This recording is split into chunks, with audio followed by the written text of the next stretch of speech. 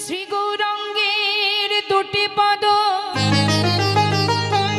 ওগো যার ধন সম্পদ সে জানে ভকতির শশা।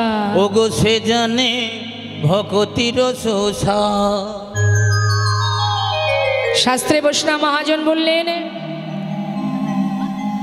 শ্রী গৌরাঙ্গের দুটি পদ যার ধন সম্পদ সে জানে ভকতি রসসার। বাবা, ভক্তি সম্পদ পেতে গেলে এই বর্তমান কলিযুগে যদি ভক্তি রাজ্যে প্রবেশ করতে হয়, যদি ভক্ত হতে হয়, ভক্ত হতে গেলে ভক্তি সম্পদ অর্জন করতে হয়। ইহজগতে মা সম্পদ বহু রকমের আছে, আছে না? টাকা পয়সা, বাড়ি গাড়ি ইত্যাদি ইত্যাদি। এই পৃথিবীতে এই মর্তধামে যা কিছু আছে সেগুলোই সম্পদ। কিন্তু এই যে সম্পদ, ইহজগতের যে সম্পদ, যার পিছনে আমরা অহরহ ছুটে বেড়াচ্ছি, এই যে সম্পদ, এই সম্পদের মালিক আমরা কি? কি মনে হয়?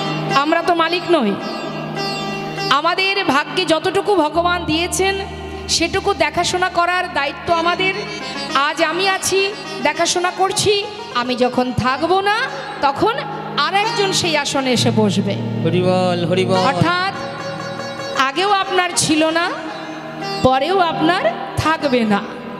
সম্পদ সম্পদের জায়গায় থাকবে, শুধুমাত্র যে দেখাশোনা করছে অর্থাৎ ম্যানেজারি করছে যে, সে বদলি হবে।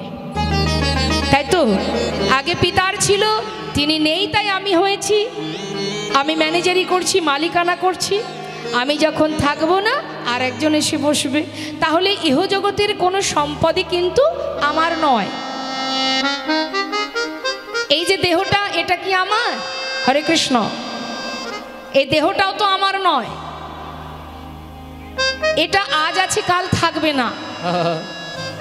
দেখবেন এই যে দেহটা শিশুকাল থেকে বৃদ্ধ পর্যন্ত আমরা আমাদের শরীরের জন্য অনেক রকমের ট্রিটমেন্ট করি, তাই না মা?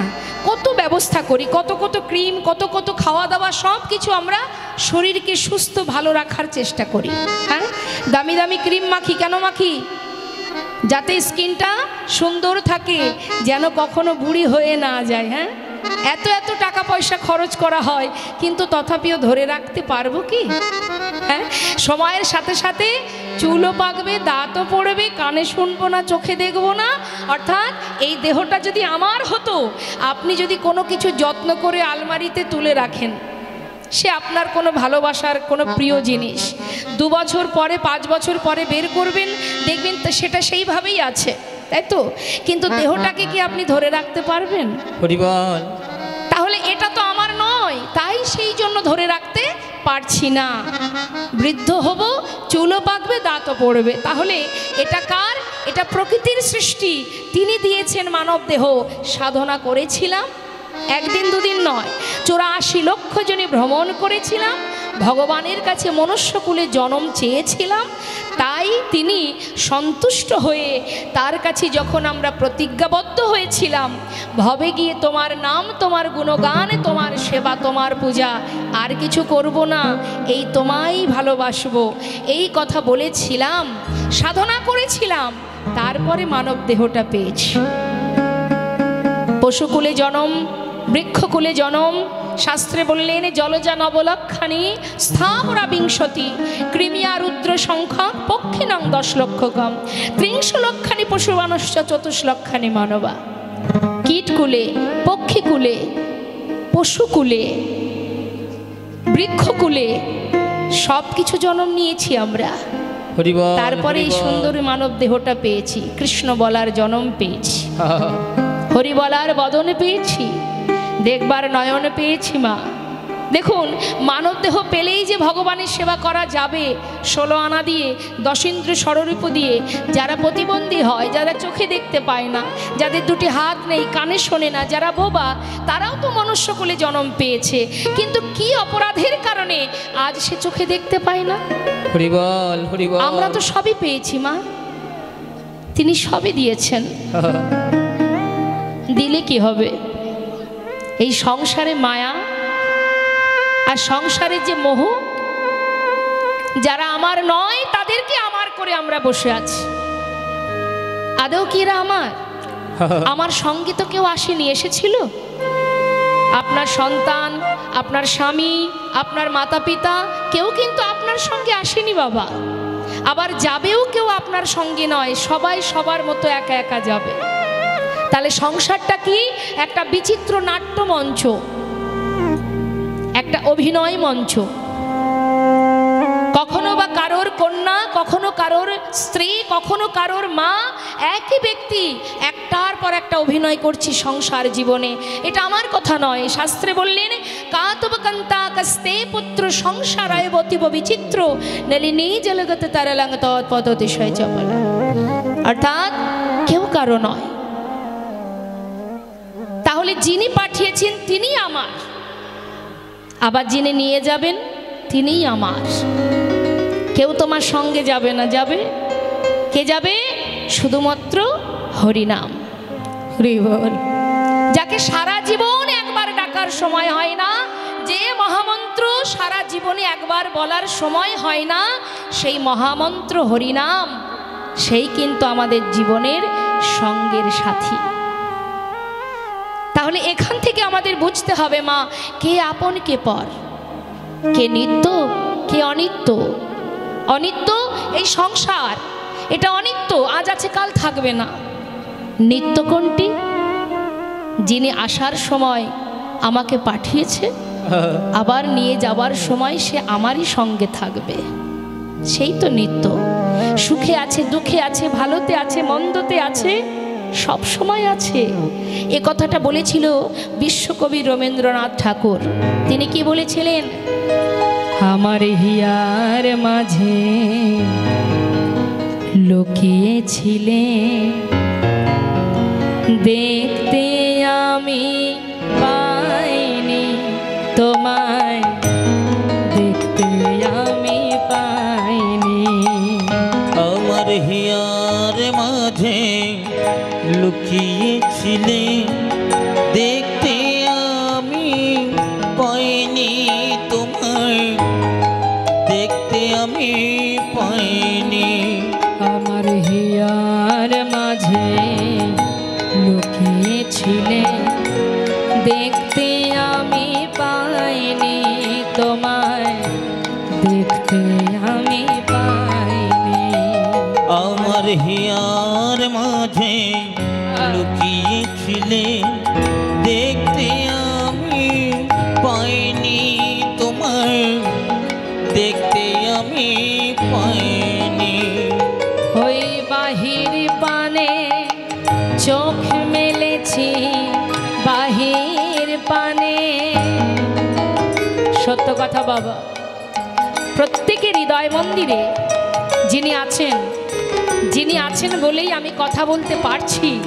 তিনিই তো সেই পরমাত্মা, তিনিই তো সেই ভগবান। যিনি এখানে আছেন, আমি তাকে চিনতে না পেরে মন্দিরে যাই, তীর্থে যাই ভগবানকে দেখবার জন্য।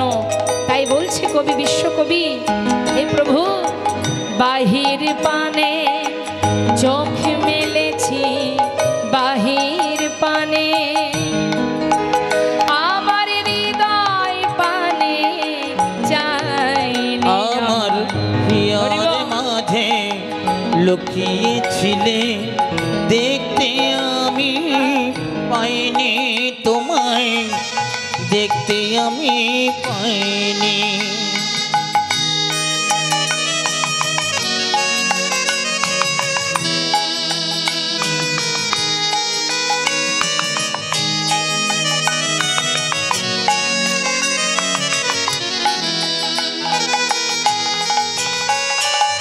আমার সকল ভালোবাসা, সকল আঘাত, সকল আশায়, আমার সকল ভালোবাসায়, সকল আঘাত, সকল আশায়। কত সুন্দর কথা মা। কবি রবীন্দ্রনাথ ঠাকুর তিনি বলছেন, হে দয়াময়, তুমি আমার যেমন আশাতে আছো তেমন ভালোবাসাতেও আছো। তুমি আমার আঘাতে যেমন আছো তুমি আমার সুখেও আছো, তুমি সর্বদাই আছো আমার কাছে, কিন্তু আমি তোমার কাছে যেতে পারলাম না। আমার সকল ভালোবাসা, সকল আঘাত, সকল আশায় তুমি ছিলে আমার কাছে, তুমি ছিলে। আমি তোমার কাছে যাই, আমার হিয়ার মাঝে লুকিয়েছিলে, দেখতে আমি পাইনি তোমায়, দেখতে আমি পাইনি। আমার হিয়ার মাঝে লুকিয়েছিলে, দেখতে আমি পাইনি তোমায়, দেখতে আমি পাইনি। তাহলে মা, আমি মানে কি? আমি মানে এই দেহটা নয়, আমি মানে শ্বাস প্রশ্বাস যেটা চলছে, যেটা আছে তাই আমি আছি, যেটা থাকবে না যেদিন, সেদিন আর আমি থাকবো না। অর্থাৎ আমি আছি তাই আমার দেহ মন প্রাণ সবই আছে। হ্যাঁ, আর এই যে আমি, এটাই হচ্ছে পরমাত্মা। এই পরমাত্মাকে সেবা দিতে হলে এই যে এখানে সাধুগুরু বৈষ্ণব বসে আছে, অমৃত কথা আস্বাদন করছে, এই সেবাটা কার সেবা? এটা হচ্ছে পরমাত্মার সেবা। হরি বল। তাই যখন কেউ সেবায় বসে, যদি কেউ বিঘ্ন ঘটায়, ভালো লাগে? কেউ যদি এসে জ্বালাতন করে, খেতে বসেছেন আপনি, কেউ যদি বারবার আপনাকে জ্বালায়, ভালো লাগবে? তখন আপনি কি বলবেন? বাবা একটু শান্তি করে খেতে দে না, তাই তো? ঠিক তদ্রূপ যখনই অমৃত কথা, ভাগবত কথা, কৃষ্ণ কথা শ্রবণে আমরা বসবো, জানতে হবে মা এটা আমার পরমাত্মার সেবা, তাই সেবায় যেন বিঘ্ন না ঘটে। হ্যাঁ, এই জগতে বৈষ্ণব মহাজন বললেন, যদি তুমি সম্পদ ভাবো, একমাত্র তোমার নিজের সম্পদ, সেটা কি? গৌর হরির যুগল চরণ। হরি বল, হরি বল। নবদ্বীপে কে কে গেছেন একটু হাত তুলে দেখান। এক হাত কেন, আরেকটা হাত কোন দেখি, তুলুন তুলুন। আচ্ছা, গুনে গুনে বলা যাবে, বেশ ভালো কথা। হাতটা নামান দেখি। দীঘায় কে কে গেছেন হাত তুলে দেখান। দীঘায় ঘোরা হয়েছে? হয়নি? আহা কি কপাল। বৃন্দাবনে কে কে গেছেন দেখি একবার। রাধে রাধে, খুব সুন্দর। তা নবদ্বীপচন্দ্র গৌর সুন্দর, রাধা কৃষ্ণ মিলিত তনু গৌর হরি। যদি কেউ যুগল দর্শন করতে চান, নবদ্বীপে চলে যাবেন। রাধা গোবিন্দের যুগল মূর্তি, দুই দেহ এক হয়ে গৌর হয়েছে, অর্থাৎ যুগলে যদি হয় সেটা নবদ্বীপে আমার গৌর হরি, যাকে দেখলে রাধা গোবিন্দের যুগল দর্শন হয়ে যায়। হ্যাঁ, তাই মহাজন বললেন, সম্পদ যদি ভাবতে হয়, গৌর চরণকে সম্পদ মনে করো। তাই বলি এমনটা নয় যে সংসার করব না, সংসার করছেন সবাই, করছি আমরা, সংসার করো, কিন্তু মনটা দিয়ে দাও গোবিন্দ চরণে, গৌর চরণে। হ্যাঁ, শ্রীমতী রাধারানী যিনি আয়ানের ঘরণী ছিলেন, কিন্তু তার মন কোথায় থাকতো মা? হরে কৃষ্ণ। সে তো জটিলা কুটিলার ঘরে রন্ধন করতেন, কর্ম করতেন, তাই না? কিন্তু মন কোথায় থাকতো রাধারানীর? কৃষ্ণের কাছে। তুমিও সংসার করো, কর্ম করো, অর্থ উপার্জন করো, ছেলে মেয়ের ভবিষ্যৎ করো, কিন্তু মন দিয়ে দাও কৃষ্ণ চরণে। নিতাই গৌর হরি বল, হরি। বৈষ্ণব মহাজন বললেন, কলিযুগে এত সহজ উপায় দিয়েছেন ভগবানকে লাভ করার জন্য। কলিযুগে সাধন ভজন যাগযজ্ঞ আছে? কিচ্ছু নেই বাবা। যত্রতত্র যেখানে থাকো, যেমন থাকো, শুধু হরিনাম মহামন্ত্র জপ করো। তা আমি একটু চাইবো সবাই মিলে একবার হরিনাম জপ করা হোক। হ্যাঁ, দেখি দুহাত তুলতে হবে, হাতে তালি দিয়ে আমি নাম করব, শুনবেন, আবার আপনারাও গাইবেন। আমার শেষে, আমি শেষ করলে আপনারা শুরু করবেন। সারাদিন এখানে কৃষ্ণ নাম শ্রবণ করছেন, এবার আমি চাইব শ্রবণং মঙ্গলম, শুনেছেন, এবার একটু গাইতে হবে। শুনলেও মঙ্গল, আবার গাইলেও মঙ্গল। হ্যাঁ, কৃষ্ণ প্রেমের যদি উদয় হয়, সেটা একমাত্র নাম যদি কেউ গাইতে পারে। তো একবার সবাই মিলে চেষ্টা করুন, দেখি হরি নাম জপ করুন। আমার জন্য নয়, মহামন্ত্র জপ করবেন প্রত্যেকে যার যার নিজের জন্য। হ্যাঁ, দেখি দুহাত তুলে দশেন্দ্র ষড়রিপু সর্বস্ব গোবিন্দ চরণে অর্পণ করে কলির ভগবান নদিয়ার চাঁদ গৌর সুন্দর যে হরিনাম দিয়েছেন আমাদের জন্য, সেই মহামন্ত্র সবাই একবার জপ করবেন। হাত তুলুন দেখি, দেখি কার কার হাত আছে দেখি। রাধেশ্যাম, জয় নিতাই, জয় গৌর। এবার হাতে তালি দিয়ে এমনভাবে হাতে তালি দিবেন, আপনাদের হাতের তালিতে আমি গান গাইব, কেমন? হরে কৃষ্ণ, হরে কৃষ্ণ, হরে কৃষ্ণ, কৃষ্ণ কৃষ্ণ, হরে হরে, হরে রাম, হরে রাম, রাম রাম, হরে হরে, হরে কৃষ্ণ, বলুন হরে। বাবা খুব সুন্দর হচ্ছে, এদিক থেকে বাবা হরিব।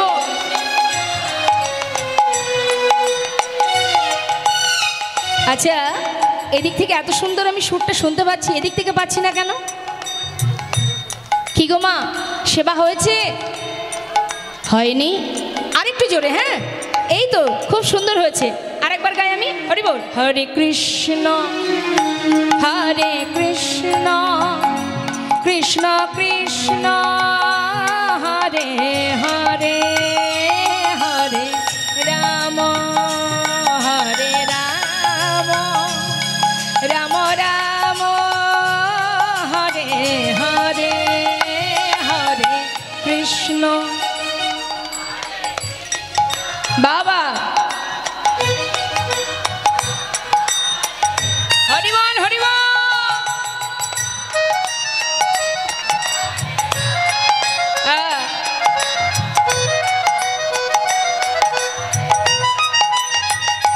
হরে কৃষ্ণ, হরে কৃষ্ণ, কৃষ্ণ কৃষ্ণ, হরে হরে, হরে রাম, হরে রাম, রাম রাম, হরে হরে, হরে কৃষ্ণ।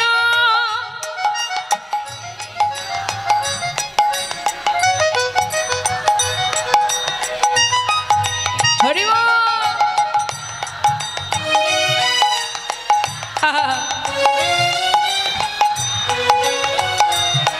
সবাই দুটি বাহু তুলে হরে কৃষ্ণ, হরে কৃষ্ণ, কৃষ্ণ কৃষ্ণ, হরে হরে, হরে রাম, হরে রাম, রাম রাম, হরে হরে, হরে কৃষ্ণ, হরে কৃষ্ণ, কৃষ্ণ কৃষ্ণ, গৌর হরি বল, গৌর হরি বল। হরে রাম, হরে রাম, রাম রাম, হরে হরে, হরে কৃষ্ণ, হরে কৃষ্ণ, কৃষ্ণ কৃষ্ণ, হরে হরে, হরে রাম, হরে রাম, রাম রাম, হরে হরে। হরির নাম, হরের নাম, হরের নাম এব কেবলম কল নাস্তেব, নাস্তেব নাস্তেব গতির অন্যথা। কলিযুগে নাম ছাড়া নাহি আর ধর্ম, সর্বধর্ম সার নামে এই শাস্ত্র মর্ম। অপবিত্র পবিত্র বা সর্ববস্তাঙ্গত পিবা যশারি পুণ্ডরিকাক্ষ সবাজ্য অভ্যন্তর সূচি। অর্থাৎ তুমি সূচি থাকো, অসুচি থাকো, পবিত্র থাকো, অপবিত্র থাকো, যেখানে থাকো যেমন থাকো তাতে কোনো দুঃখ নেই। যেখানে যেমন অবস্থায় থাকো না কেন, সেই অবস্থায় যদি তুমি বসে বসে মহামন্ত্র জপ করো, সেই মুহূর্তেই তোমার ভিতর বাহির পবিত্র হয়ে উঠবে। নিতাই গৌর হরি বল, হরি বল। অন্যান্য যুগে ভগবানকে পেতে গেলে যাগ যজ্ঞ করতে হতো মা। এবার মনে করুন ভগবানকে পাওয়ার জন্য যদি যজ্ঞ করতে হয়, বাড়িতে যদি একটা যজ্ঞ দেন আপনি, তার জন্য কতদিন আগে থেকে চিন্তা ভাবনা করতে হয়। তার ব্যবস্থা নিতে গেলে 2-3 মাস আগে থেকে ভাবতে হয়, 6 মাস আগে থেকে। কিন্তু কলিযুগে কোনো কিচ্ছু করতে হবে না, শুধু হরিনাম করো। সময় তো খুব কম, তাই না মা? কেউ আমরা বলতে পারবো না যে আজকে আছি একটু পরেও থাকবো। তাহলে এত কম সময়ের মধ্যে রাজা পরীক্ষিত 7 দিনে যদি গোবিন্দচরণ লাভ করতে পারে, তাহলে আমি আপনি আমরা কেন পারবো না? বৈষ্ণব মহাজন বললেন, যদি কেউ হরিনাম শ্রবণ করে তাতে মঙ্গল, শুনলেও মঙ্গল। কিন্তু নাম যদি কেউ শোনে, এই যে সাউন্ডের মাধ্যমে হরিনাম প্রচার হচ্ছে, যতদূর পর্যন্ত এই হরিনাম সাউন্ডের মাধ্যম দিয়ে যাচ্ছে বাবা, ততদূর পর্যন্ত জীবের কল্যাণ হচ্ছে। যদি কেউ শোনে তাতেও কল্যাণ, তাতেও মঙ্গল, শুনলেও কিন্তু উপকার আছে, আছে না? যেমন একটা প্রমাণ দিই, শুনলে তার মঙ্গল কি? হরে কৃষ্ণ বাবা, যারা টক খেতে ভালোবাসে, টক টক, হ্যাঁ, তো মা যদি মনে করুন তার সামনে আপনি টক বিষয়ে কোনো কথা বলেন, তেঁতুল বা যা কিছু, দেখবেন 1 2 3 4 বার বলবেন, বলতে বলতে দেখবেন সেই ব্যক্তি, সে তো শুনছে, তার কিন্তু জিহ্বায় জল চলে আসবে, কি তাই কি না?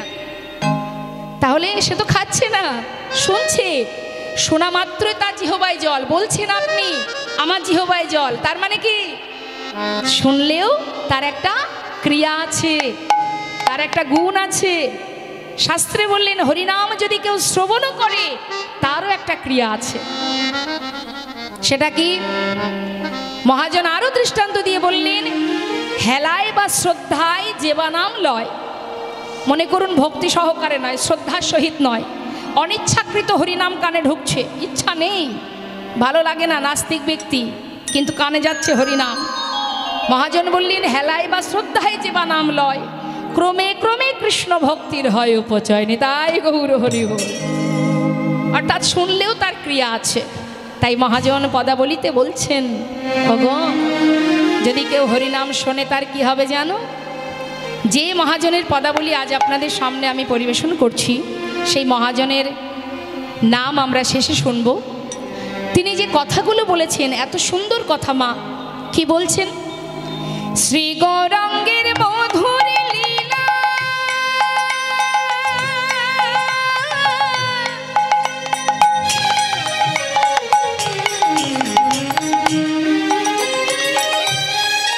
ও গো যার করিনে প্রবেশিলা, আমার শ্রী গৌরাঙ্গের মধুর মধুর লীলা,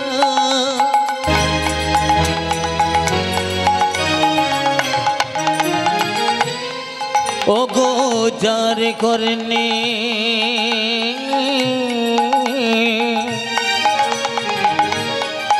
আজ প্রবেশিলা, হৃদয় নীল। যদি কানের মধ্যে হরিনাম প্রবেশ করে, কর্ণপ্রহরে হরিনাম গেলে তার কি হবে? এই হৃদয় নির্মল ভেলতা, হৃদয়নি হৃদয়নি মল ভেলতা, অজ্ঞানাধার যাই গদুরে, অজ্ঞানাধার জয় গো দোরে, যে জন হরিনাম,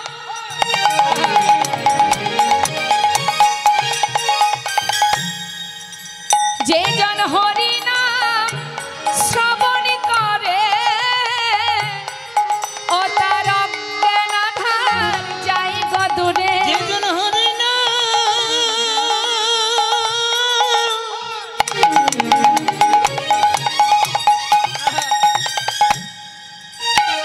ও গো শ্রবণ করে,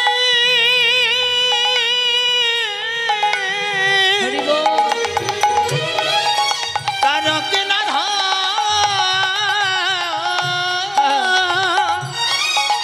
ও গো যাই গো দূরে, যে জন কৃষ্ণ নাম শ্রবণ করে, গুরু চরণ হৃদয়ে ধরে, কৃষ্ণ তার গৌর হরি বল।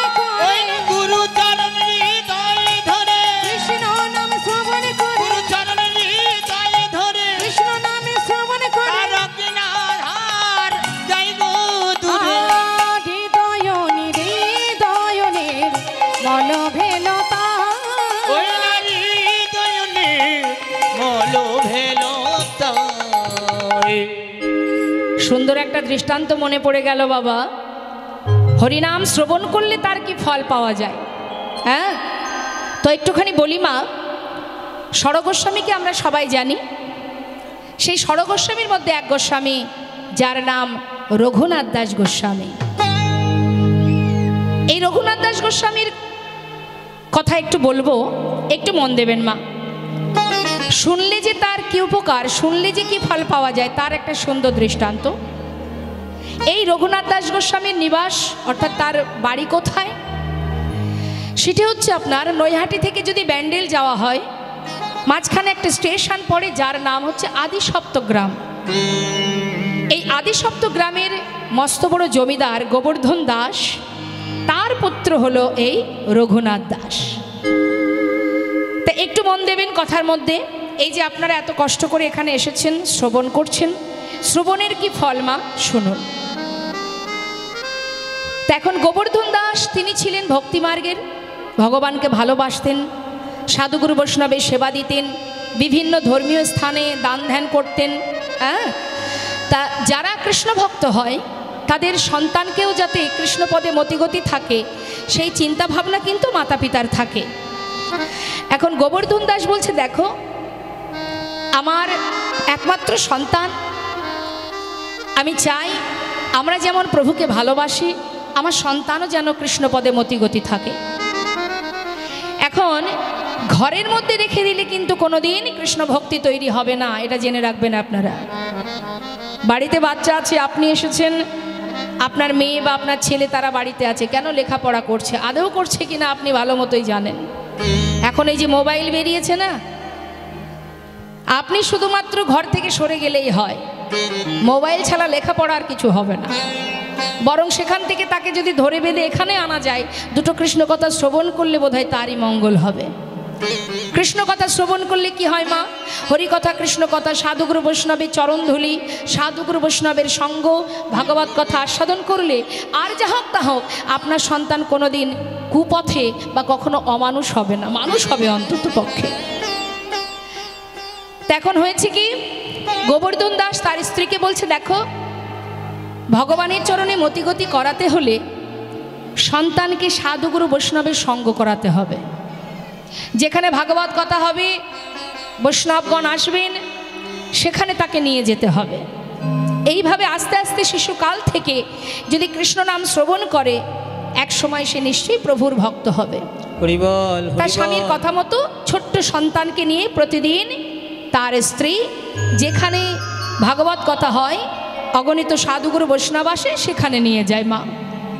যেমন আপনারা এসেছেন আপনাদের বাচ্চাদের নিয়ে, সেই রকম। এখন ছোট্ট শিশু মায়ের কোলে বসে আছে, ভাগবত কথা শ্রবণ করছে। শ্রবণ করতে করতে শিশু তো কিছু বোঝে না, সে তো খুবই ছোট, সে শুনছে, কখনো শুনছে না, আবার মায়ের কোলে বসে খেলা করছে। কিন্তু মাগো, চোখ দুটো তো আছে, দেখা দৃষ্টি তো আছে। সে কি করছে? চারিদিকে তাকিয়ে তাকিয়ে দেখছে। কি দেখছে? কেউ চোখের জলে বুক ভাসিয়ে কাঁদছে, কেউ বা ধুলায় গড়াগড়ি দিচ্ছে, কেউ আবার মৃত্তিকা নিয়ে চরণধুলি নিয়ে মাথায় দিচ্ছে। শিশু কিন্তু কোলে বসে বসে এগুলো দেখছে। প্রতিদিন এইভাবে নিয়ে যায়, বছরের পর বছর কেটে যায়। আস্তে হরে কৃষ্ণ, এত কথা কেন? কথা বললে তো সময়টা পার হয়ে যাবে, কিন্তু তার মধ্যে মূল্যবান বিষয়টা চলে গেলে আর পাবেন আপনি। শান্ত হয়ে বসুন, যেটা বলছি একটু মন দিন, তাতে আপনাদেরই মঙ্গল হবে।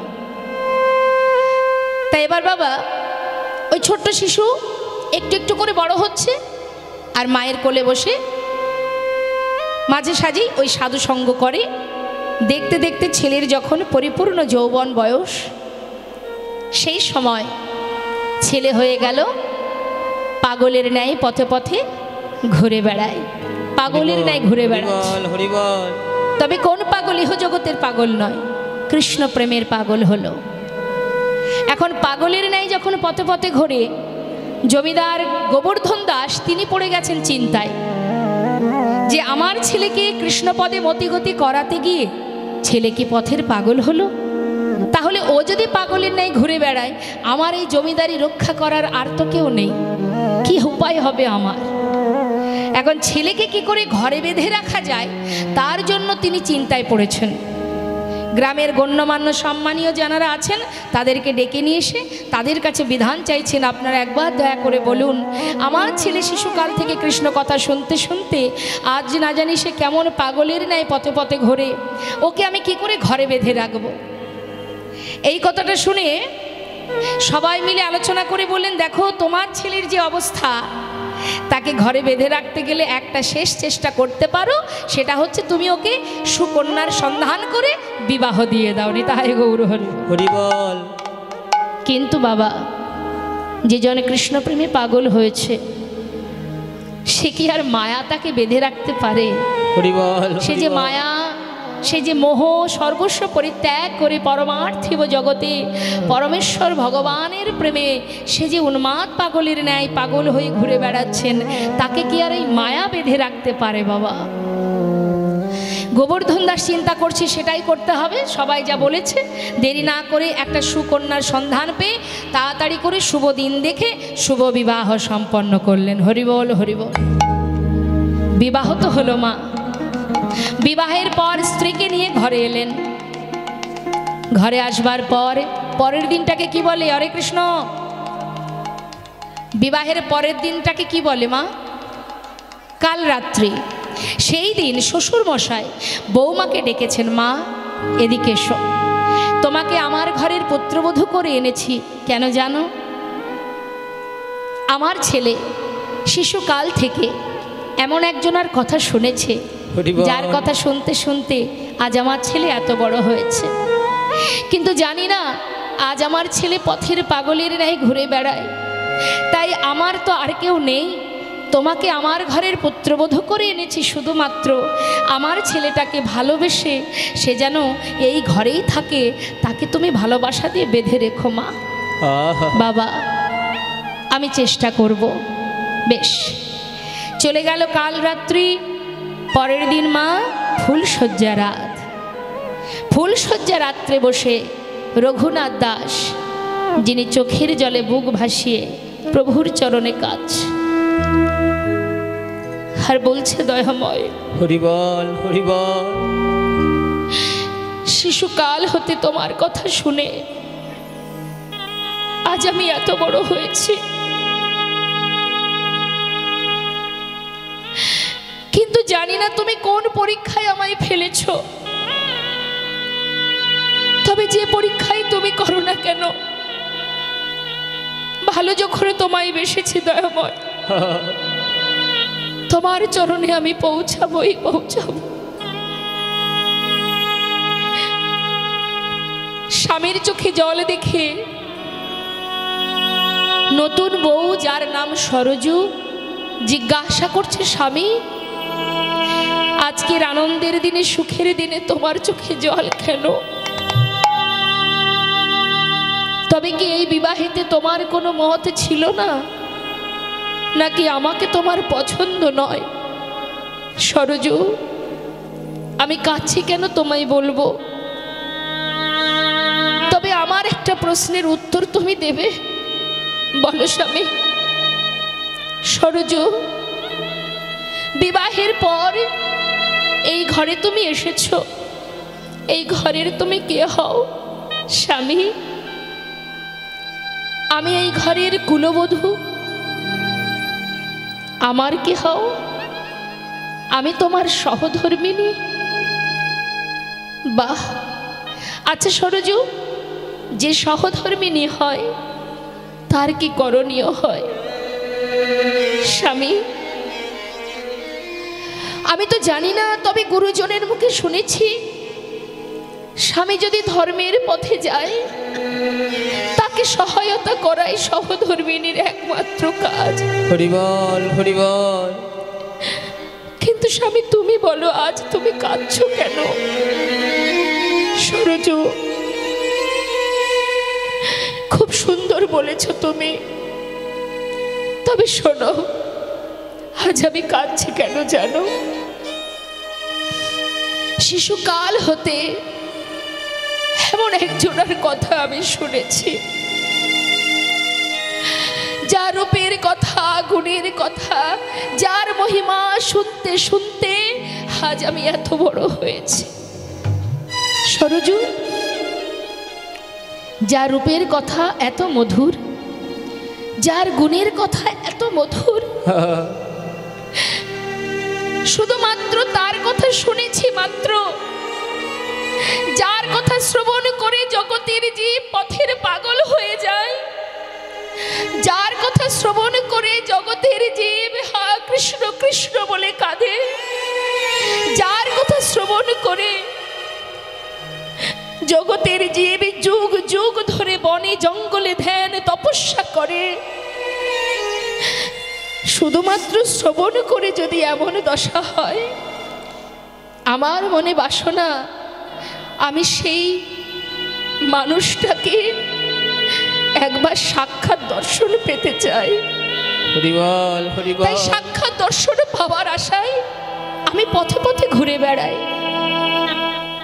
আর আমার পিতা সে তার প্রয়োজনে আমাকে রাখবে বলে জোরপূর্বক আমার সঙ্গে তোমার বিবাহ দিয়েছে। সরজু, তুমি তো আমার সহধর্মিনী, আজ আমি তোমার কাছে একটা কিছু চাইব, বলো স্বামী। সরজু, তুমি পারবে আজই রজনীতে এই মুহূর্তে চিরতরে আমাকে এই ঘর থেকে পথে নামিয়ে দিতে? সরজু ফুলশয্যা ঘরে বসে চোখের জলে বুক ভাসিয়ে কাঁদছে, আর মনে মনে চিন্তা করছে আমার কি করণীয়, কি করা উচিত আমার। একদিকে শ্বশুরের কথা, মা তুমি তোমার ভালোবাসা দিয়ে আমার ছেলেটাকে বেঁধে রেখো, একদিকে স্বামীর বাক্য আমাকে চিরতরে বিদায় দাও। আমি কি করব, কি করা উচিত আমার? বসে বসে কাঁদছে। রঘুনাথ দাস জিজ্ঞাসা করছে, সরজু যদি তুমি না চাও আমি যাব না, কিন্তু একটিবার বলো, একটিবার বলো তুমি কি আমার এই কথাতে রাজি? হ্যাঁ কি নাও একবার বলো সরজু। সরজু মনে মনে চিন্তা করলেন, জগতে সবার কথা অমান্য করা সম্ভব, সব করা যায়, শ্বশুরের বাক্য লঙ্ঘন করা যায়, কিন্তু স্বামীর বাক্য তো লঙ্ঘন করা যায় না। স্বামী তুমি যাবে? বেশ, আমার হাত ধরো, আজই আমি তোমাকে ঘর থেকে পথে নামিয়ে দেব। তবে তোমার কাছে আমার একটা নিবেদন, আজই আমার জীবনের প্রথম দিন, আজই আমার জীবনের শেষ দিন, এখনো তোমার ভালোবাসা আমি পাইনি, তার আগেই তুমি আমায় ছেড়ে বিদায় নিতে চাইছো। তবে স্বামী গো, তোমার হৃদয়ে যে ভালোবাসা, যে প্রেম, যে ভক্তি, আমার বিশ্বাস এই ভক্তি, এই ভালোবাসা একদিন তার কাছে তোমায় পৌঁছে দেবেই দেবে। স্বামী গো, যেদিন শুধু তুমি তার কৃপা, তার চরণ পাবে একটা বারের জন্য, সেই দিনের অপেক্ষায় আমি রইলাম। যেদিন তার দেখা পাবে, কথা দাও স্বামী। এই অভাগিনী রে একবার করো স্মরণ, এই অভাগিনী রে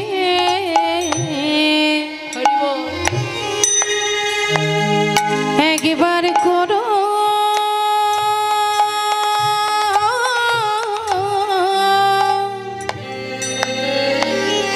তুমি করো স্মরণ, যেদিন পাবে তুমি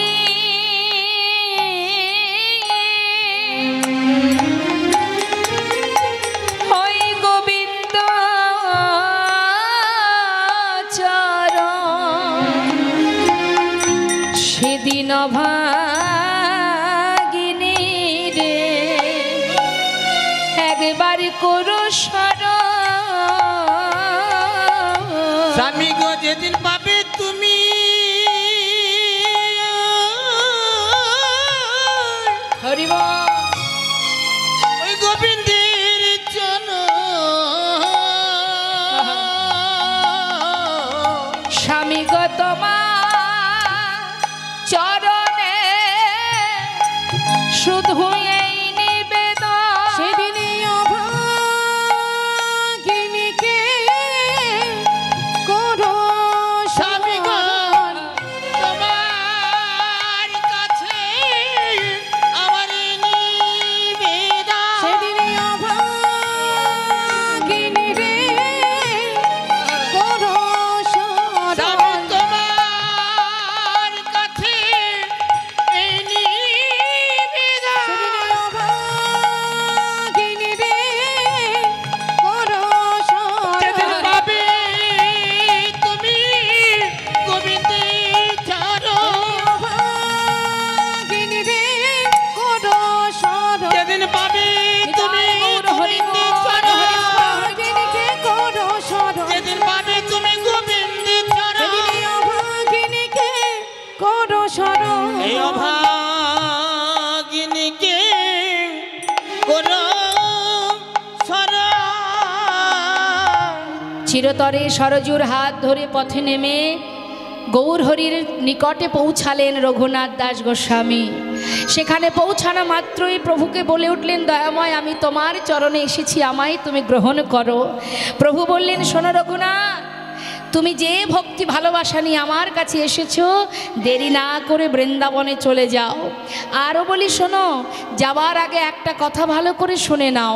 ত্রিনাদপি শুনে চেন তরুরিব সহিষ্ণু না অমানির মান দেন কীর্তনীয় সদাহরে। এই শ্লোকটা গলার মালা করো, তাহলে কি হবে, অতি তাড়াতাড়ি তুমি গোবিন্দ চরণ পাবে।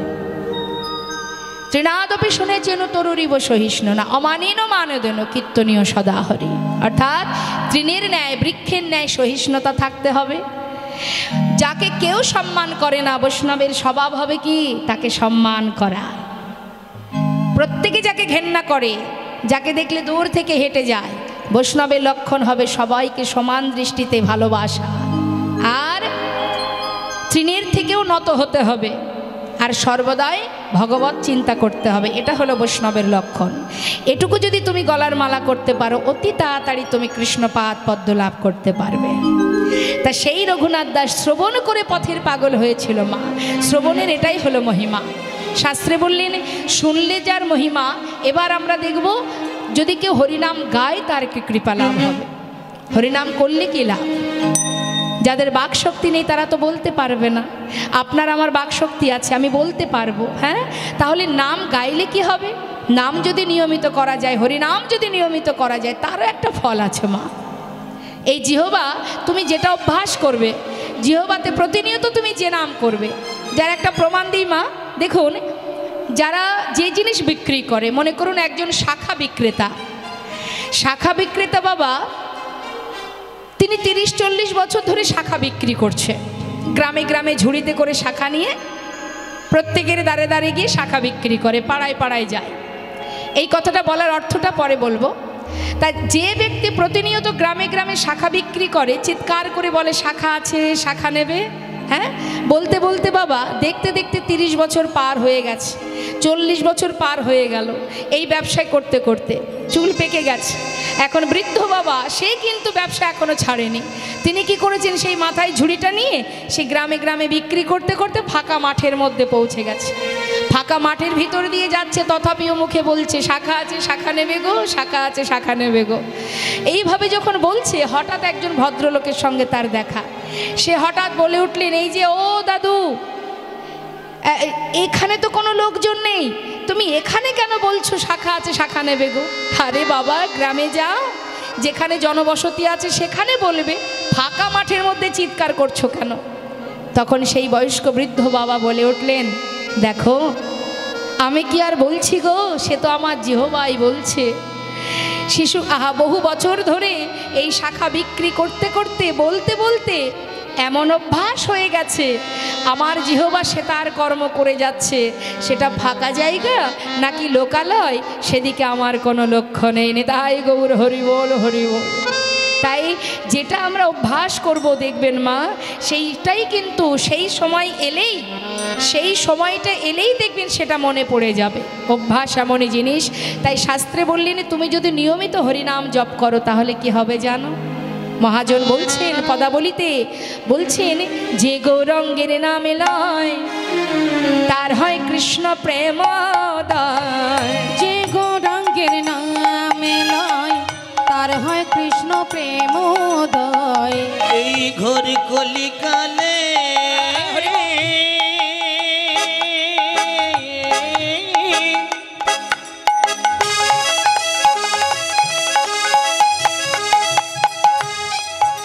যে আমার গৌরাঙ্গের নামে লয়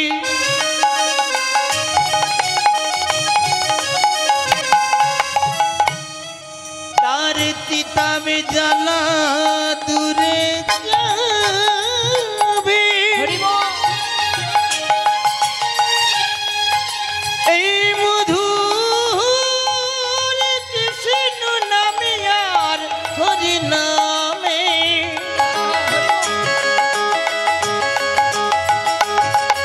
তাই বদন ভরে একবার হরি নাম করো।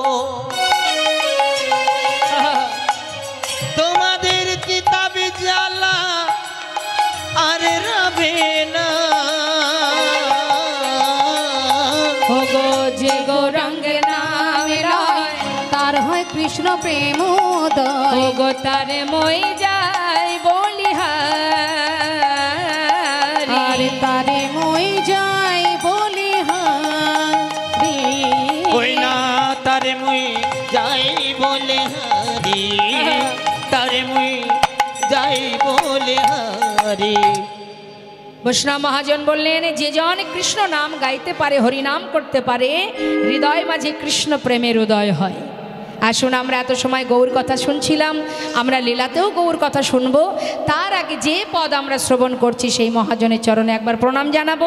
সবাই মিলে একসঙ্গে আমরা বলবো, শ্রী গৌরঙ্গের ভক্তগণে নিত্য সিদ্ধ করি মনে। শ্রী গৌরাঙ্গের ভক্তগণে নিত্য সিদ্ধ করি মনে। আমার শ্রী গৌরাঙ্গের ভক্তগণে নিত্য সিদ্ধ করি মনে। জয় ব্রজেন্দ্র সুত পাশে রে, সে যায় ব্রজেন্দ্র সুত পাশে রে। ওই না সে যাই ব্রজেন্দ্র সুত পাশে রে, সে যাই ব্রজেন্দ্র সুত পাশে রে, সে যাই ব্রজেন্দ্র সুত পা। গৌরমণ্ডল ভূমি যে বাজানে চিন্তা মনে। গৌরমণ্ডল ভূমি যে বাজানে চিন্তা। আমার গৌর মণ্ডল ভূমি যে বাজনে চিন্তা মনে। তার হয় ব্রজধামে বাস রে, তার হয় ব্রজধামে বাস রে। তার হয় ব্রজধামে বাসি রে, তার হয় ব্রজধামে বাসি রে, তার হয় ব্রজধামে বা। এই কথাটা মন দিয়ে শুনবেন। এখন যেটা বলবো, গৃহেতে বনেতে থাকো হা গৌরঙ্গ বলে ডাকো। গৃহেতে বনেতে তাই গৌর থাকো হরি গৌরাঙ্গ বল। বলে তোমরা গৃহেতে বনেতে থাকো হা গৌরাঙ্গ বলে ডাকো। নরোত্তম মাগি তার সঙ্গ, নরোত্তম মাগে তার সঙ্গ। ঠাকুর নরোত্তম মাগে তার সঙ্গ, নরোত্তম মাগে তার সঙ্গ, নরোত্তম মাগে তার সঙ্গ। ঠাকুর নরোত্তম দাসের এই সুন্দর পদাবলী দিয়ে আমরা গৌর চন্দ্রিকা আস্বাদন করলাম। এবার চলে যাব লীলা কথায়। তা চলুন আমরা লীলা কথা আস্বাদনে যখন যাচ্ছি, সবাই মিলে একবার আমরা একটা গৌর ভজন শ্রবণ করব। হ্যাঁ, একবার উলুধ্বনি মা দুহাত তুলে নিতাই গৌর হরিবল হরিবল। জয় নিতাই জয় নিতাই। হরে কৃষ্ণ হরে কৃষ্ণ। তা চলুন একটা গৌর ভজন শ্রবণ করি। যেহেতু আমরা গৌর কথা শুনছি, আমরা গৌরের একটা ভজন শুনবো। হ্যাঁ, জয় রাধেশ্যাম। সুরধ্বনির কিনারায় আচ্ছা সোনার নূপুর দিয়া পায়। এক নাগরী আর এক নাগরীকে বলছে, নদিয়া নাগরী, সজনী দেখে এলাম সুরধ্বনির তীরে। কি দেখলাম জানিস? দেখলাম সুরধ্বনির কিনারায় সোনার নূপুর দিয়া পায়। নাচে নাগরী গো সুন্দর গৌরঙ্গরা। ওই না সুরধ্বনির কিনারায় সোনানপুর দিয়া পায়। নাচে না করি গো সুন্দর গৌরাঙ্গরা। ওই সুরধ্বনির কিনারা দিয়া পায় নাচে না গরি গো সুন্দর গৌরাঙ্গ রায়। আহা সুন্দর, আহা সুন্দর, আহা সুন্দর গৌরাঙ্গ রায়, না গরি গো সুন্দর গৌরাঙ্গ রায়।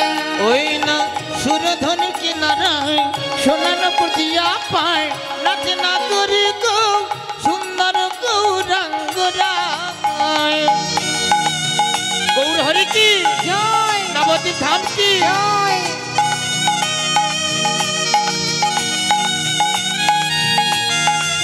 হরি বল গৌর হরি বল।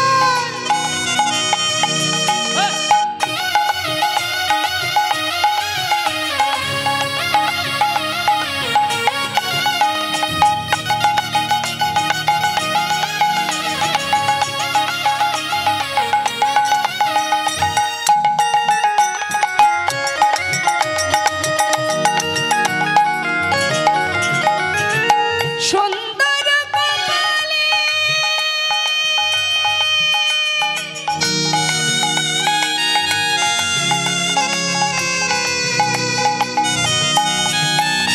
সুন্দর তিলক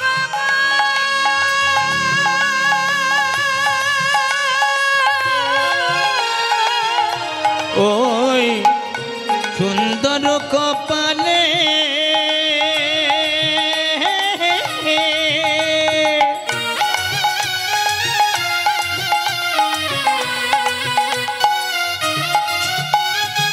সুন্দর তিলক গো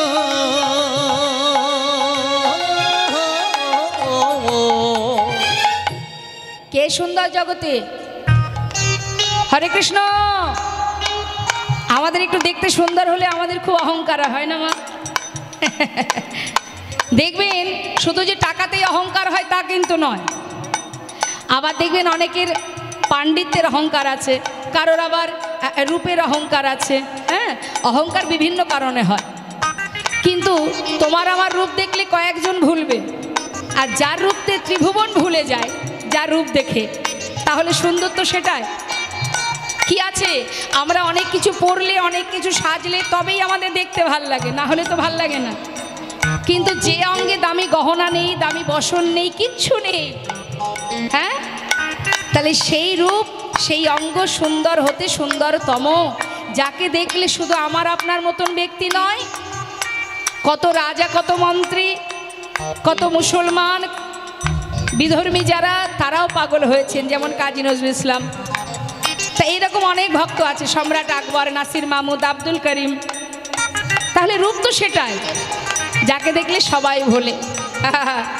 তাই বলছেন মহাজন, সুন্দর কপালে সুন্দর তিলক গো। ওই না সুন্দর কপালে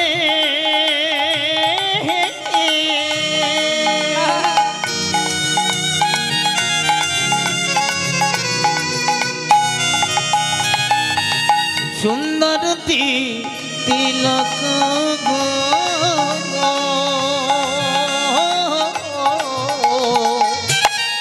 দেখো সুন্দর একখান, আচ্ছা সুন্দর একখানে নামা বলি গায়, না গরি গো সুন্দর গৌরাঙ্গ রায়। ওই না সুরধনির কিনারায় সোনার প্রতিয়া পায় নাচে না করি গো সুন্দর গৌরাঙ্গ হরি বল। গৌর হরি কি জয়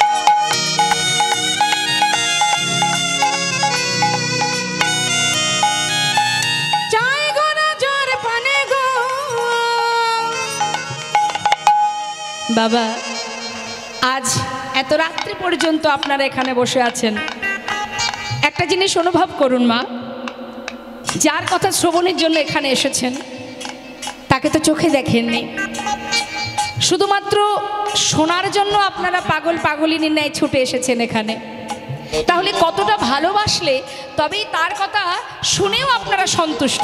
হ্যাঁ, শোনার জন্য এত রাত ধরে সব ছেড়ে কর্ম ছেড়ে বসে আছেন, এটাই তো ভালোবাসার মহিমা। তাহলে যাকে চোখে না দেখে শুধু শোনার জন্য পাগল হয়েছেন, তাকে যদি সামনে কেউ একবার দেখে, আর কি সেই জীব ঘরে যেতে পারবে? তাই নদিয়া নাগরী বলছি, জানিস সজনী, ওই নয়নে যদি কারোর দিকে সে একবার তাকায়, ওরে ও তার দেহ ছাইরা, তাই নাকি? এই মনটা লয়া যায় নাগরী গো সুন্দর গৌরঙ্গরা, ওই না সুরধনী সোনারপতিয়া পায় নাচনা করি গো সুন্দর গৌরাঙ্গরা, সুন্দর গৌরঙ্গরা, ওই না সুন্দর গৌরাঙ্গরা, সুন্দর গৌরাঙ্গরা, আর সুন্দর গৌরাঙ্গরা, সুন্দর গৌরাঙ্গরা। নবদ্বীপ ধাম কি জয়। জয় নিতাই, জয় গো, জয় রাধেশ্যাম। শ্রীধাম নবদ্বীপের মাঝে নদিয়ার চাঁদ গৌর সুন্দর কলির ভগবান, যিনি আমাদেরকে ধরায় পাঠিয়ে দিয়েও তিনি কিন্তু স্থির নেই, তিনি এসেছেন কেন? আমাদেরকে উদ্ধার করবার জন্য, নিয়ে যাবার জন্য। তা ভাবনিধি গৌর সুন্দর তিনি এসেছেন কলিজীবকে উদ্ধার করার জন্য। দুটো কারণ মা, একটা মুখ্য একটা গৌণ। একদিকে শ্রীমতী রাধারানীর প্রেম রস আস্বাদন করা, আর একদিকে জীবকে উদ্ধার করা। তা প্রভু আমার তিনি নদিয়ায় এসেছেন শচীগর্ভ সিন্ধু মাঝে, নবদ্বীপে শচী মায়ের কোল আলো করে আসার পরেও তিনি নানাবিধ লীলা করেছেন। শুধুমাত্র হরিনাম প্রচারের জন্য, ধর্ম প্রচারের জন্য তিনি নবদ্বীপ ছেড়ে চিরতরে সন্ন্যাসী হয়ে নানা তীর্থ ভ্রমণ করেছেন আর হরিনাম প্রচার করে গেছেন। তা আজ আমার গৌর সুন্দর তিনি একসময় নবদ্বীপ ছেড়ে কাটোয়া কাঞ্চননগরে কেশব ভারতীর আশ্রম থেকে সন্ন্যাস ধর্ম গ্রহণ করে তিনি যখন বৃন্দাবনে চলে যাচ্ছিলেন, সেই সময় গৌরহরির দাদা, কে গো মা? গৌরহরির দাদা কে? হরে কৃষ্ণ। গৌরহরির দাদার নাম কি? জোরে বলুন। হ্যাঁ, নিত্যানন্দ প্রভু তিনি কি করেছিলেন? পথের মাঝখান থেকে গৌরহরিকে ধরে এনে শান্তিপুরে অদ্বৈত আচার্য প্রভুর ঘরে মায়ের সঙ্গে আবার পুনরায় গৌরহরির মিলন করান। মা দেখলেন কি ছেলে সন্ন্যাসী হয়ে গেছে, আর যে ছেলে একবার সন্ন্যাস ধর্ম গ্রহণ করে সেই ছেলে কিন্তু আর মায়ের সংসারে আবদ্ধ থাকে না। তাই আজ প্রভু আমার যখনই চলে যাচ্ছেন, যখন মায়ের কোলে মিলন হলো, তখন মা বললেন, বাবা তুই যখন সন্ন্যাসী হয়েই গেছিস, আমি তো আর তোকে ঘরে বেঁধে রাখতে পারবো না মা, তাহলে তুমি আমাকে অনুমতি করো, আমি চলে যাই বৃন্দাবনে। মা বললেন, আমি তোমায় বৃন্দাবনে যাওয়ার অনুমতি দেব না, কারণ সে তো অনেক দূর, তুমি কোথায় আছো, কেমন আছো আমি তো জানতে পারবো না। তাই তুমি যদি যেতেই চাও নীলাচলে বাস করো। নিতাই গৌর হরিবোল হরিবোল। তুমি যদি নীলাচলে থাকো, নদেবাসী সবাই যাবে। রথযাত্রা যখন হয় বাবা, কত নদেবাসী যায় পুরীধামে, তারা যখন ফিরে আসবে আমি তাদের কাছ থেকে জানতে পারবো তুমি কেমন আছো। তাই হবে মা। গৌর সুন্দর মায়ের কথা শিরোধার্য করে সর্বস্ব পরিত্যাগ করে তিনি চলে গেলেন ওই নীলাচলে। তিনি কিন্তু একা যাননি মা। গৌরহরি যখন নীলাচলে চলে যান, তার যত অগণিত ভক্ত যারা গৌর ছাড়া এক মুহূর্ত নবদ্বীপে থাকতে পারতো না, তারা সবাই সংসার পরিত্যাগ করে গৌরহরির সাথে চলে যায় নীলাচলে। সমস্ত ভক্তগণকে সাথে করে নিয়ে প্রতিদিন প্রভু সকাল হতে না হতেই, ভোর হতে না হতে ওই জগন্নাথ মন্দিরের সামনে দাঁড়িয়ে জগন্নাথ দর্শন করে। জগন্নাথ মন্দিরের সামনে একটা স্তম্ভ আছে, গরুর স্তম্ভ, তো যারা গিয়েছেন নিশ্চয় দেখেছেন। ওই গরুর স্তম্ভটা ধরে যদি আপনি মন্দিরের দিকে তাকান, তাহলে শুধুমাত্র জগন্নাথকেই দেখা যায়। তা সেই জগন্নাথ দর্শন করতেন আমার গৌর সুন্দর।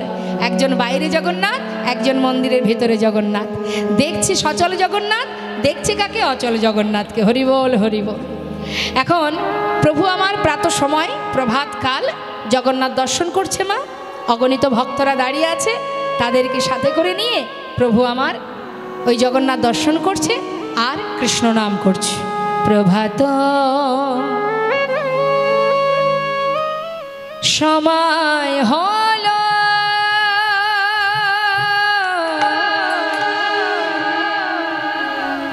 কৃষ্ণ কৃষ্ণ বলো। প্রভাত সময় হলো,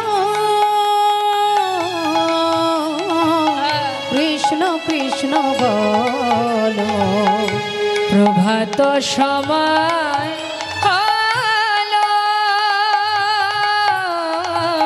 কৃষ্ণ কৃষ্ণ বলো।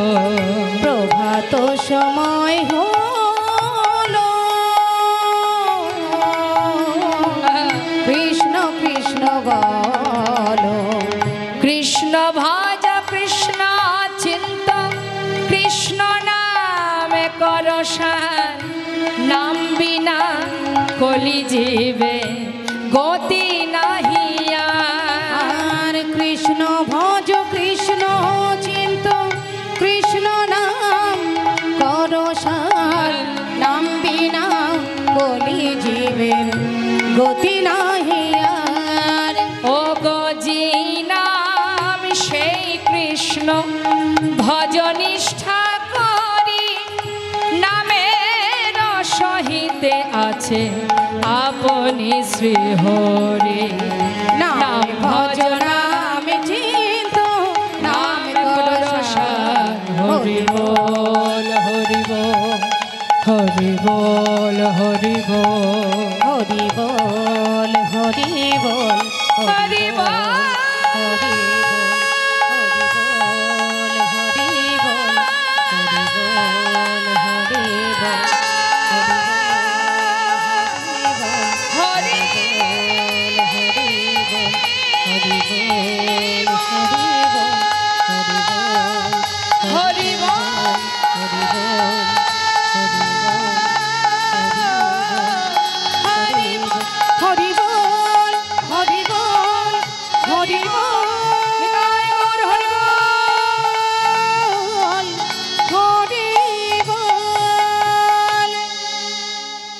এত আনন্দ নীলাচলের মাঠে।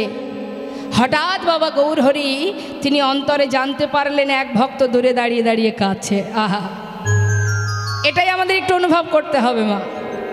এখানে তো এত ভক্ত আছে, কার অন্তরে কি চলছে কেউ বলতে পারবে? কেউ মনে মনে ভাবছে বাবা আর কীর্তন শোনার দরকার নেই, অনেক পুণ্য করেছি, অনেক কীর্তন শুনেছি, এবার বাবা ঘরে যাই, ঘরে গিয়ে ঘুমাতে হবে, না হলে সকালে আবার সংসারে এ কাজ ও কাজ সে কাজ আছে। আবার কেউ মনে মনে ভাবছে যে সংসারে কাজ তো সারা জীবনই আছে, কিন্তু কৃষ্ণ নাম হরি নাম ছেড়ে যদি চলে যায় আর যদি শুনতে না পাই, হরি বল হরি বল। তা কার মনে কি আছে আমরা তো বলতে পারবো না, সেই বলতে পারবে যিনি এখানে বসে আছেন পরমাত্মা রূপে। তা তিনি অন্তরে জানতে পারলেন এক ভক্ত দূরে দাঁড়িয়ে কাজ। এত ভক্ত তার মাঝখান থেকে তার কাছে গিয়ে দাঁড়ালেন, জিজ্ঞাসা করলেন তুমি কে? এমন করে দূরে দাঁড়িয়ে আমার দিকে তাকিয়ে তাকিয়ে কাঁদছো, কোথা থেকে এসেছো, পরিচয় দাও। সেই ভক্ত করে জোরে বললেন দয়াময়, জীবনে যা কিছু অর্জন করেছি সব ত্যাগ করেছি, সর্বস্ব ত্যাগ করে শূন্য হাতে তোমার কাছে এসে দাঁড়িয়েছি। আমার মনে একটা বাসনা, আমার নাম গোবিন্দ ঘোষ, আমার দাদার নাম বাসুদেব ঘোষ, আমার ভাইয়ের নাম মাধব ঘোষ, আমি অগ্রদ্বীপ থেকে এসেছি। আচ্ছা আমার কাছে কেন এসেছো? দয়াময়, আমার মনে বাসনা আমি তোমার সঙ্গী হতে চাই। সে কি আমার সঙ্গী হবে? না না না না, আমার সঙ্গী হতে যেও না। কেন জানো, যারা আমার সঙ্গী হয়, যারা আমাকে ভালোবাসে, তাদের কিন্তু পদে পদে কষ্ট পেতে হয়। নিতাই গৌর হরি বল। যারা আমাকে ভালোবাসবে তাকে পদে পদে কষ্ট পেতে হবে। আচ্ছা বলুন দেখি, এমন কথা শুনলে কেউ আর ভগবানকে ভালোবাসবে কি বাবা? তোমাকে ভালোবাসলে যদি কষ্টই পেতে হয় তাহলে আর তোমায় কেন ভালোবাসতে যাও? দেখবেন অনেকে কষ্ট পেয়ে তারা কি করে, আর কৃষ্ণের ভক্ত হয় না। যেখানে যে ধর্ম আশ্রয় করলে সুখ পাওয়া যায়, শান্তি পাওয়া যায়, সেই দিকে ছুটে যায়, মানে পাল্টাতে থাকে একটার পর একটা ধর্ম। কিন্তু ভগবানকে ভালোবাসলে কষ্ট পেতে হবে। ভগবান বলেন, যে করে আমার আশ আমি তার করি সর্বনাশ, নিতাই গৌর হরি বল। তথাপিও যে না ছাড়ে আমার পাশ, আমি হই তার দাসানো দাস। ভক্ত বললেই ভক্ত হওয়া যায় না গো মা। একটুখানি ভগবানের জন্য যদি সেবা দিই, একটু মালা জপ করি, আমরা মনে মনে ভাবি আমি বড় ভক্ত, কি তাই না? কেউ যদি একটু শাস্ত্র পড়ে সে মনে করে আমি বড় পণ্ডিত, আমি এটা জানি ওটা জানি। এটা হচ্ছে অহংকার। যখনই তোমার ভিতরে অহংকার জন্মাবে, তুমি জেনে রাখো যতটুকু পুণ্য অর্জন করেছো পুরোটাই সেই মুহূর্তেই ধ্বংস হয়ে যাবে। তা আজ দেখুন বলছে যে তুমি আমার সঙ্গী হবে, তোমার জীবনে এত যদি কষ্ট আসে সইতে পারবে? দয়াময়, তোমার সঙ্গী হবে এটাই যথেষ্ট, তাতে আর দুঃখ কষ্ট কিছুই জানতে চাই না। হরি বল। তো শুধুমাত্র আমি আপনি কেন, একবার ভেবে দেখুন না মা, ভগবানের বামের যে সহধর্মিণী, যুগে যুগে প্রেমময়ী রাধারানী শত বৎসর হারা হয়েছিলেন গোবিন্দকে।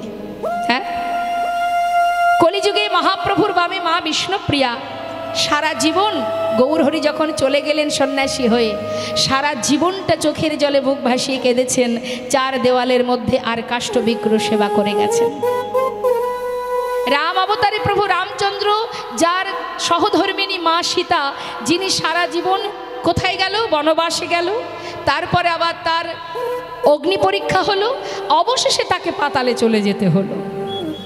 ভগবান বললেন, যে আমাকে ভালোবাসবে তাকেই কষ্ট পেতে হবে, কিন্তু তথাপিও যদি সে আমায় ভালোবাসে, তথাপিও যদি সে না আমায় ছাড়ে, আমি যুগে যুগে তার চরণে দাস হয়ে পড়ে থাকি। নিতাই গৌর হরি হরিবল হরিবল।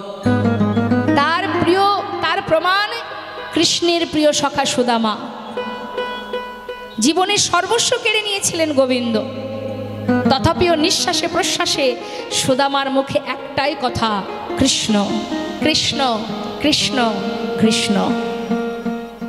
এত কষ্ট এত দুঃখ গাছতলাতে নিয়ে তার স্ত্রী তার পরিবারকে নিয়ে দিন কাটিয়েছে, ঝড় বৃষ্টি মাথার উপর দিয়ে চলে গেছে।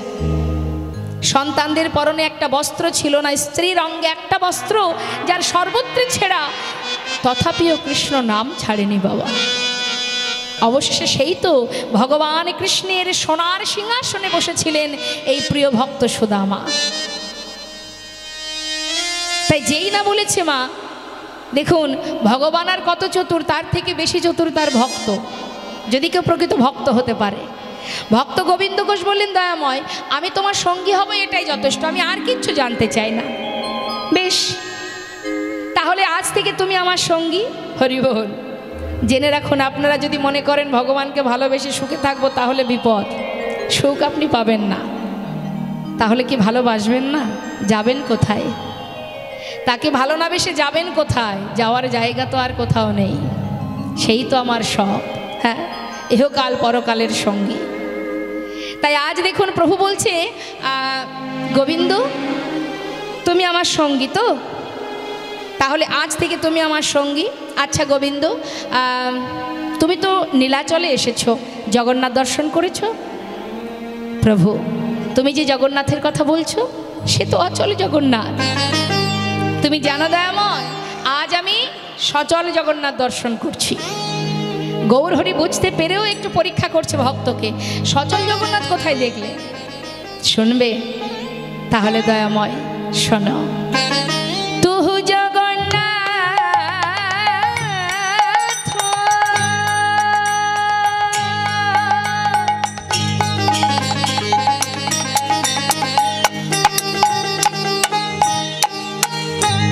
ও গো দয়া,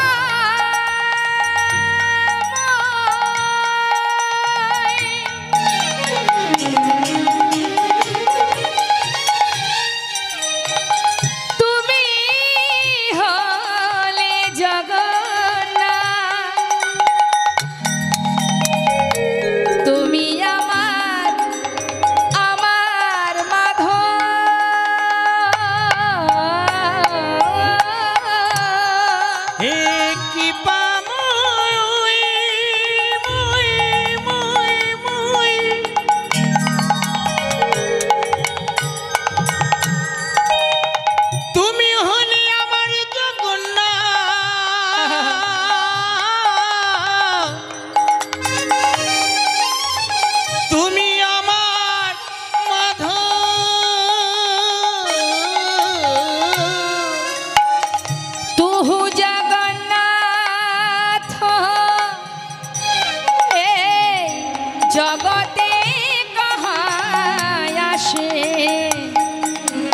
जगबहे नाही मोय छाय माधव তুমি নতি করুণ তোই হে মাধব আমি ওই চরণে সবে সপেছি আমি ওই চরণে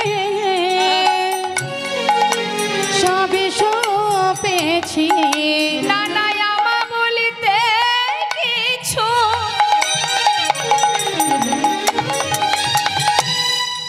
রাখি নাই গো প্রভু ওই চরণে সব সপে নানা আমা বলতে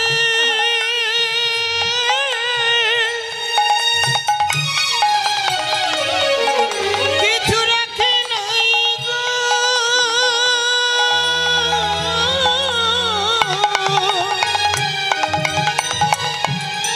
তোমার ওই চরণে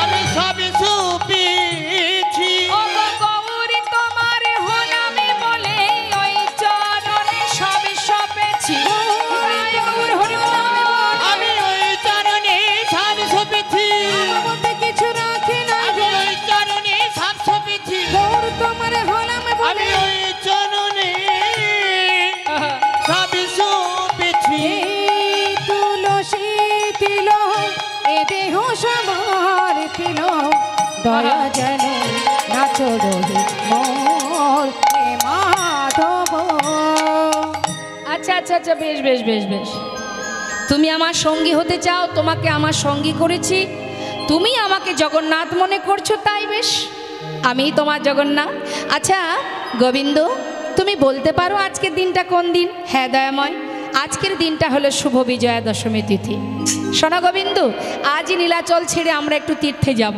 তুমি কি যাবে হ্যাঁ প্রভু আমিও তোমার সঙ্গে যাব তাহলে চলো তবে তীর্থে যাওয়াকালীন আমরা কি করি মা হরে কৃষ্ণ ওই মাকে ডেকে দিন হরে কৃষ্ণ হরে কৃষ্ণ বসে থাকলে তো ঘুম আসবেই কলির মেয়ে সেও সুযোগে আছে বাবার রাজত্ব তো চালাতে হবে তা বাবার রাজত্ব চালাতে গেলে যারা কৃষ্ণ নাম শুনতে যাবে তাদেরকে কৃষ্ণ নাম শুনতে দেওয়া যাবে না তাহলে পাপ তাপ দূর হয়ে যাবে পুণ্য অর্জন হবে যদি তারা সবাই স্বর্গে গোবিন্দ চরণে গোলকধামে পৌঁছে যায় সেখানে যেতে দেওয়া যাবে না তাই ঘুম এসে দেরি না করে এই চারিপাশে এই আসরের চারিপাশে ঘুরঘুর ঘুরঘুর করছে চিন্তা করছে সুযোগ পেলেই তার ঘাড়ে চেপে গিয়ে বসবো তা বলি মা বুঝতে পারছি ঘুম তো আসবেই আমরা একটু ঘুমাতে সবাই ভালোবাসি কিন্তু জীবনের একবার হিসাব করে দেখুন আমরা যদি 6 থেকে 7 থেকে 8 ঘন্টা ঘুমাই সারাদিনে তাই তো তা 8 ঘন্টা যদি আমরা ঘুমাই সারাদিনে 24 ঘন্টার মধ্যে তাহলে যদি আমাদের পরমায়ু থাকে 60 বছর তার মধ্যে 20 বছর আমরা তো ঘুমিয়েই কাটিয়ে দেবো নিতাই গৌর হরি তাই 20 বছর ধরে ঘুমালে 20টা বছর আমাদের কাছে মৃত সমতুল্য অর্থাৎ কিছুই দেখতে পাবো না জানতেও পারবো না হ্যাঁ তাহলে এত সুন্দর 60 বছর হোক আর 80 বছর হোক আমরা যে এত সুন্দর কৃষ্ণ ভজনের সময় সুযোগটা পেয়েছি একদিন তো চিরতরে ঘুমাবো সেদিন আর মন চাইলেও তাকাতে পারবো না তা এখন এইটুকু সময় চেষ্টা করতে হবে যাতে আমরা আমাদের এই চোখ দুটো বন্ধ না হয়ে যায় শুধু কানে শ্রবণ করলে তো হবে না মনটা তার মধ্যে দিতে হবে জয় নিতাই তা আজ গৌরহরি ভক্তগণকে নিয়ে যাচ্ছেন তীর্থধামে আপনারাও কম বেশি অনেকেই গিয়েছেন তীর্থে তা একবার বলুন দেখি তীর্থে যাওয়াকালীন আপনারা কি ভাবতে ভাবতে যান কি আলোচনা করতে করতে যান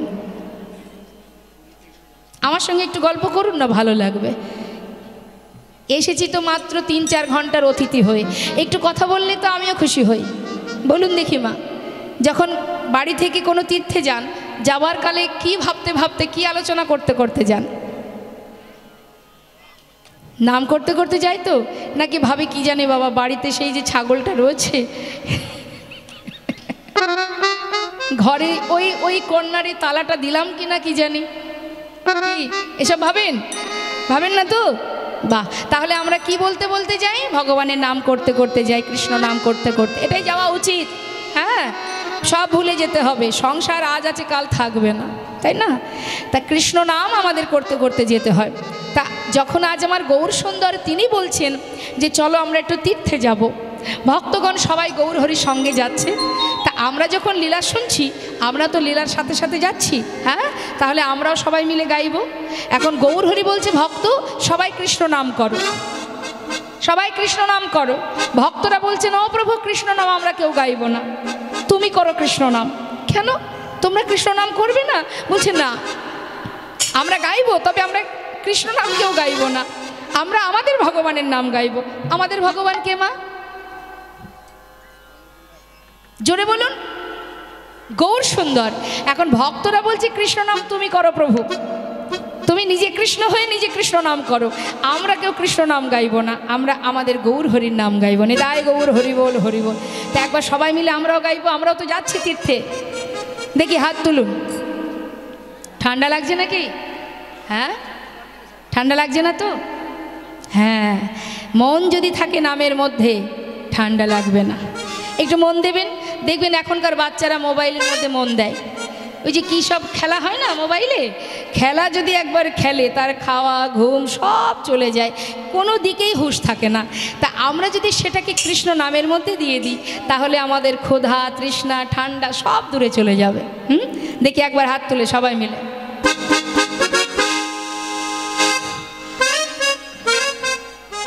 হাত তুলতেও কষ্ট, দেখেছেন তো? অনেকে তুলছে না, কেউ আবার এইভাবে আছে। মানে এত অলস আমরা বাবা যে হাত তুলতে গেলেও মনে মনে ভাবছি কে কষ্ট করে হাত তুলবে। হরি বল হরি বল। দেখুন হাত তুললে অনেক উপকার, দুহাত তুলে হাতে তালি দিলে তার অনেক উপকার। দুহাত তোলা মানে ভগবানের চরণে আত্মসমর্পণ করা হলো, নিবেদন করা হলো নিজেকে, হ্যাঁ। আর দুহাত তুলে হাতে তালি দিলে কি হয়? আমাদের ভিতরে অলসতা জড়তা দূর হয়ে যায়। আর একটা ভালো উপকার হয় বাবা, সেটা কি জানেন?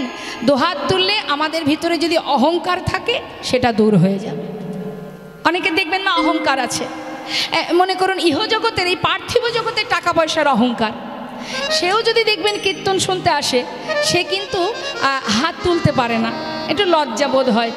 এত লোকের মধ্যে আমি টাকা পয়সার মালিক, আমি যদি হাত তুলি তাহলে সেটা কি ভালো দেখায়?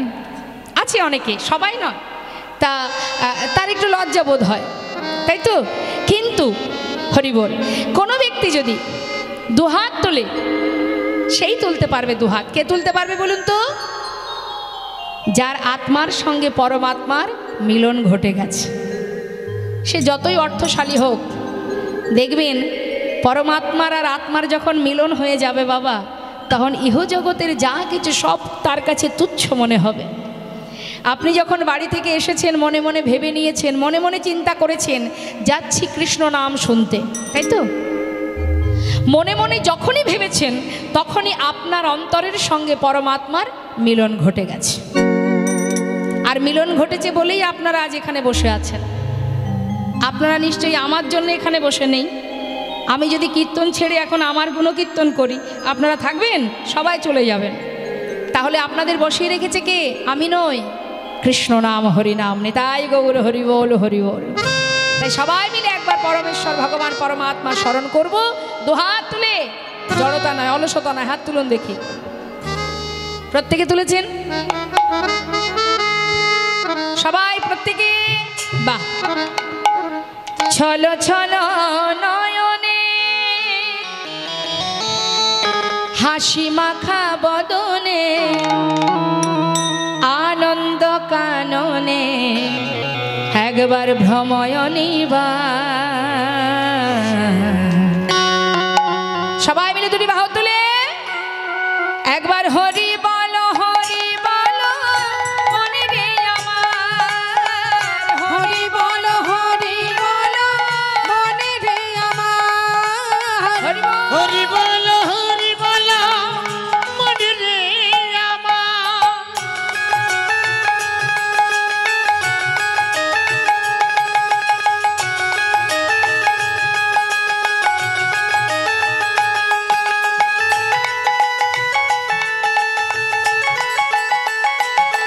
হরি বল হরি বল।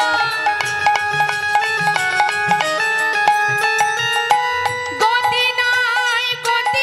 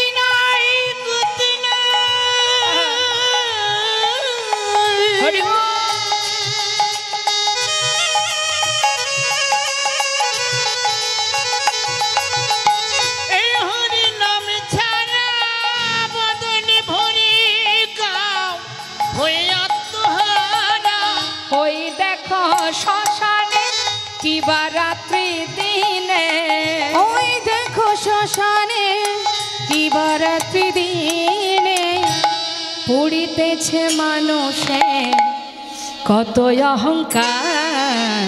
হরি বল মনে রে আমার। একবার হরি বল মনে রে আমার। হরি বল মনে রে, হরি মনে রে। ওই হরি